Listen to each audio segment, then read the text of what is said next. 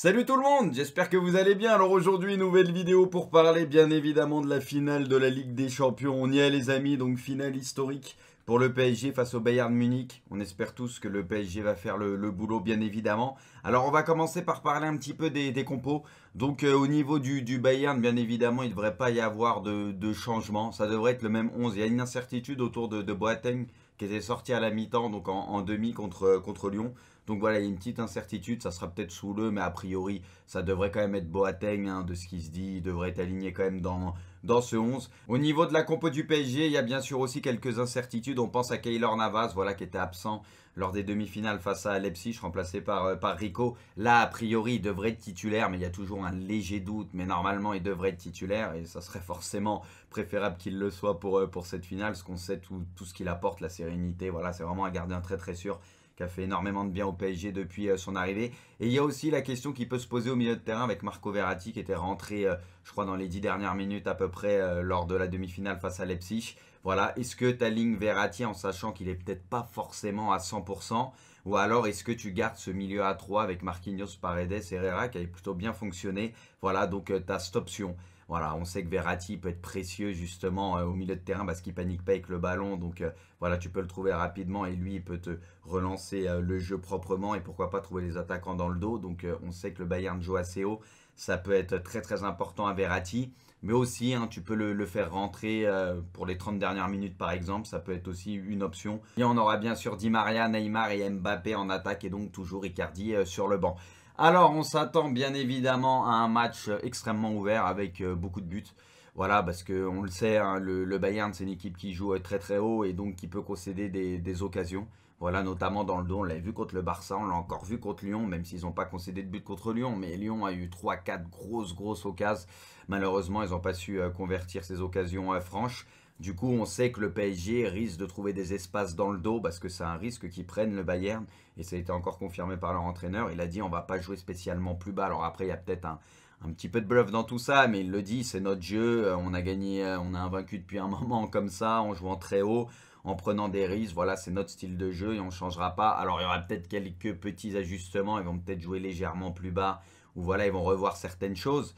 Mais en tout cas, apparemment, il n'y aura pas de gros bouleversements. Et pour le coup, bah, il n'y a pas de raison particulière. Parce que c'est vrai qu'ils gagnent quand même malgré tout le temps. Même si contre le PSG, de leur côté, ça peut quand même faire peur. Parce qu'avec autant d'espace et avec la vitesse de Di Maria, Neymar et Mbappé, bah, tu te dis qu'il y a moyen de leur faire très très mal. Mais ça, à la limite, tant mieux pour Paris. Alors c'est peut-être tout con ce que je vais dire, mais moi j'ai l'impression que ce match va se jouer à la meilleure attaque. Parce que je pense que les attaques vont prendre le dessus sur les défenses, que ce soit des deux côtés, parce que les attaques sont tellement fortes que voilà, forcément, bah, tu pourras limiter un peu leur influence. Mais il y a des moments, ça passera forcément parce qu'il y a beaucoup trop de talent des deux côtés.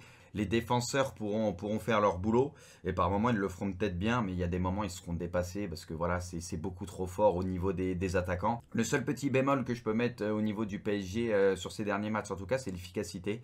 C'est vrai qu'on a vu un Neymar qui n'a pas été efficace, que ce soit sur la demi et le quart. Peut-être qu'il va l'être sur cette finale et on l'espère tous parce que voilà, ça ressemble pas à Neymar. Il a pas eu de chance aussi sur certains coups. Il y en a où bon, il a mal joué.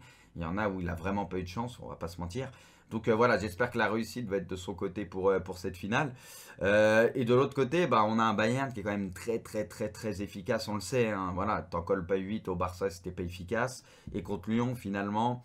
Ils n'ont pas eu 150 occasions et ils en collent encore 3. Donc voilà, le Bayern, au niveau de l'efficacité, je leur donne un petit avantage en tout cas par rapport au PSG de ce qu'on a vu sur ces derniers matchs. Mais bon, ça peut très bien s'inverser. Il va falloir aussi bien évidemment qu'au milieu de terrain, ça fasse le boulot du côté du PSG. Et on sait que ce milieu de terrain, Marquinhos, Herrera, Paredes, on a quand même des joueurs qui aiment aller au contact et tout, donc ils sont capables d'aller au combat et de le faire. Et puis aussi des joueurs qui sont à l'aise techniquement. Hein. Paredes, on sait que son jeu long aussi peut être précieux.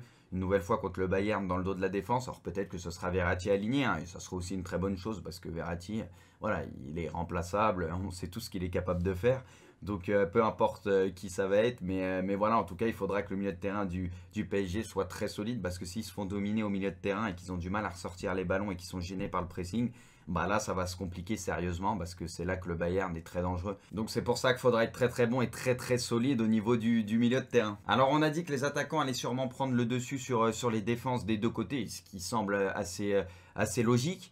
Mais au final, au niveau des défenses, Je pense que le PSG a un avantage parce qu'ils ont quand même montré de bonnes choses, je trouve, ces derniers temps. Ils sont assez costauds, mine de rien. J'ai vu un très très bon Kipembe. Bon, t'as Thiago Silva qui a fait aussi que des bons matchs. T'as Marquinhos qui est bon, qui lui joue au milieu de terrain mais les aide.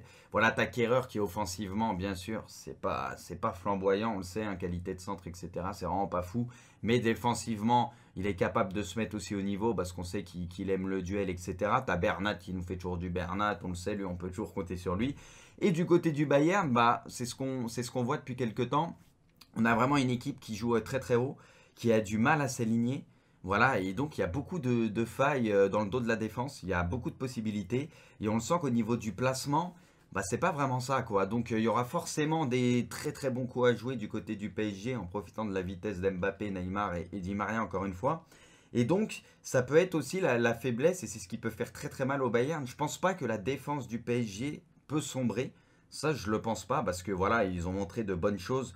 Je trouve qu'il y a plus de certitude de leur côté et c'est un peu plus solide, voilà, c'est plus solide tout simplement. Alors que du côté du Bayern, c'est pas vraiment la même chose, autant offensivement c'est monstrueux, notamment avec Davis et tout, pas de souci.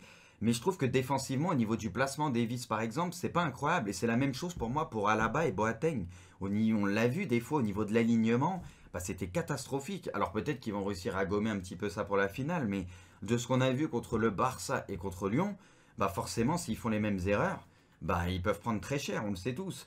Et du coup, moi je pense que c'est là-dessus qu'il faudra aussi appuyer parce que le Bayern, ça peut vite paniquer défensivement. Et il suffit d'un ballon dans le dos bien dosé et ça peut aller très très vite. Donc voilà, moi je pense que c'est la grosse faiblesse du Bayern. C'est là-dessus qu'il va falloir appuyer, c'est là-dessus que le PSG pourra faire extrêmement mal. Et puis aussi, même dans les duels en 1 contre 1, je pense que ce soit Neymar, Mbappé ou Di Maria en 1 contre 1, quand ils vont avoir un peu d'espace, ils vont pouvoir faire extrêmement mal. Et bien sûr, Neymar en tête, je pense qu'il sera quasi inarrêtable. Il sera très dur à arrêter. Parce que défensivement parlant, c'est pas la meilleure équipe, le Bayern. Alors après, ils ont un jeu à risque, c'est pour ça qu'ils marquent beaucoup de buts. Et c'est aussi pour ça qu'il y a un déséquilibre et qu'ils concèdent des occasions. C'est normal. Mais du coup, contre le PSG, eh ben, on sait que ça va être une énorme force pour le PSG. Il va falloir très très bien s'en servir. Donc voilà, au niveau de la défense, je suis plus rassuré en tout cas du côté du PSG que du Bayern. Bon, après, on va pas oublier les gardiens parce que tu as Navas qui est très très bon, qui devrait donc être titulaire, mais de l'autre, bah, tu as un monstre, hein, tu as tout simplement Neuer, quoi. Il n'y a rien à dire. Donc, c'est vrai que lui, il peut faire un petit peu peur aux attaquants, et on l'a vu notamment face à Lyon. C'est vraiment un gardien qui fait très peur, hein, qui impose quelque chose. Donc, faut pas oublier qu'il y a lui derrière et ils vont avoir besoin d'un gros Neuer, je pense, parce qu'il sera quand même pas mal sollicité. Donc voilà, pour résumer, je vois un match assez ouvert avec beaucoup de buts. Je vois pas comment ça pourrait être autrement. Bon, des fois, le foot est très bizarre. Tu t'attends à un match très ouvert et c'est pas le cas. Mais là, vraiment, au niveau de la défense du Bayern, et vu qu'il joue haut, et le PSG, vu que c'est une équipe qui aime se projeter, etc., je pense que des deux côtés, de toute façon, il y aura pas mal de situations à jouer. Donc je pense qu'il y aura beaucoup de buts. Bon les amis, il est temps de vous donner mon prono. Et j'espère que cette réputation de chat noir est derrière moi les gars. Hein, parce qu'en demi-finale, j'ai pas porté la poisse au PSG ou à quiconque. Hein, j'avais dit 3-0 contre Leipzig, j'ai eu 3-1. Donc j'étais pas loin. Mais en tout cas, j'ai pas porté la poisse. Voilà, donc je tiens juste à le signaler. Alors pour cette rencontre...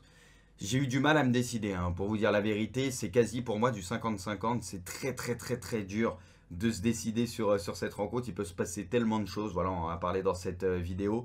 Mais finalement, les gars, je vois un 3-2 dans cette rencontre. Je ne sais pas pourquoi, je suis quasi sûr qu'il va y avoir un 3-2. Je le sens. Je sens qu'il va y avoir un 3-2. Alors, je peux me tromper, je me trompe souvent sur les pronos, mais je sens un 3-2. Et je sens un 3-2 en faveur du PSG, les amis. Et j'espère que je vais avoir raison. En tout cas, je sens un gros Neymar une fois de plus, mais cette fois-ci efficace. Voilà, qui aura peut-être moins d'occasions que sur ses derniers matchs, mais qui va les convertir. En tout cas, je l'espère, parce qu'il faudra un énorme Neymar. Donc forcément, on compte sur lui. Et puis j'espère que tous les supporters parisiens pourront fêter la victoire ce soir, bien évidemment. Donc sur ce, les amis, il ne me reste plus qu'à dire allez Paris. Et puis j'espère qu'il y aura quelque chose à fêter pour tout le monde. Voilà, voilà. Allez, bonne soirée, bon match. Et moi, je vous dis à très bientôt. Ciao.